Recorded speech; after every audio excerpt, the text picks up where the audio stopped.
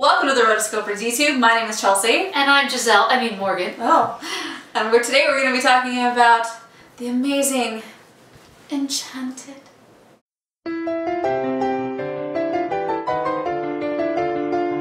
Enchanted. I was obsessed with this movie when it came out. I remember you were obsessed with this movie. Because this was... Chelsea, oh my gosh. Oh my gosh, they've started up, they're going to be doing another movie. They're going to be doing another 2D animated movie. I remember this conversation, and I was just as excited, believe me. Because they had shut the studio down in 2005 after Home on the Range, the movie which shall not be named. They shut the studio down, and they were never going to do 2D again. And then they announced Enchanted, which technically they found an outside animator, James Baxter, who used to work for Disney, but his studio did all the animated sequences, so technically it's not Disney doing it, but there's 2D in the movie and they released it and they put their stamp on it, so that's good enough for me. Good enough for me too.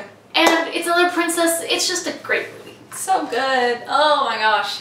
I remember you telling me that when it opened up you started to cry. Oh yeah, I was supposed to go see this with Chelsea, but I couldn't wait. They didn't have I called all the theaters in town and they didn't have a midnight screening. Like, this wasn't a thing? I don't know. It was only 2007, I mean, come on. So Chelsea had something and I didn't want to wait for her to watch it, so I literally went opening day, the very first screening. It was me and an old couple in the corner, and I was there by myself and I was laughing, and during the opening scene when it's just like musical and magical and 2D-ness, and I just started crying because I got so excited that like 2D's back. 2D's amazing. And then because this one did like pretty well, they were able to bring back The Princess and the Frog. So we got one last chance for 2D animation because of that. So it was good. And the thing that I love about this movie is that it is self-referential treatment through the whole thing. They are just referring to themselves the whole time. And it's like, hey, you want an apple? You sure? It's good. Okay. It's just so great. They just, a lot of cameos, a lot of just random things that as you're watching as a complete Disney fan nerd, you're watching this thinking this is amazing. So. And now they're making Enchanted 2. Yes, they are. We don't know what's going to happen with Enchanted 2. I mean, it could have Idina Menzel, it could not. We don't know. Could have Amy Adams, it could not. Could have James Marsden, it could not. You know, it'd be really cool if they took a real Disney princess like Belle. Or even Elsa, because she's so hot right now. She is, yes. And they took her and turned her into, well, I guess they're kind of doing that with Once Upon a Time, but yeah, whatever. Of course, they'll find a new princess, they'll find a new animated character, or they'll bring back Giselle and the gang. But I think it'd be kind of cool if they got all new people. That would be cool. A different story, and maybe like the real world goes to the animated world. Ooh. So this is one of those movies that when it came out, honestly, it stole my heart, it stole your heart, and the music is really great. They brought back Alan Menken, who was the classic Disney lyricist from the 90s. So if we're going to make an animated film with 2D production values, you gotta bring back the 2D guy who did the music for all the greats. Aladdin, Beauty and the Beast, The Little Mermaid. He's good. And what I love about the soundtrack is the progression. The songs start out very Disney musical-esque. They're very Disney, like, you know, she's singing a song about finding her prince, and then as she enters the real world, her songs start mimicking her, and at the very end, she's not even singing the songs. It's some other guy singing the song. That was such a good song, and it made me so mad that it did not win the Oscar. Chelsea's always mad when Disney stuff doesn't win the Oscar. I am, because it should always win the Oscar.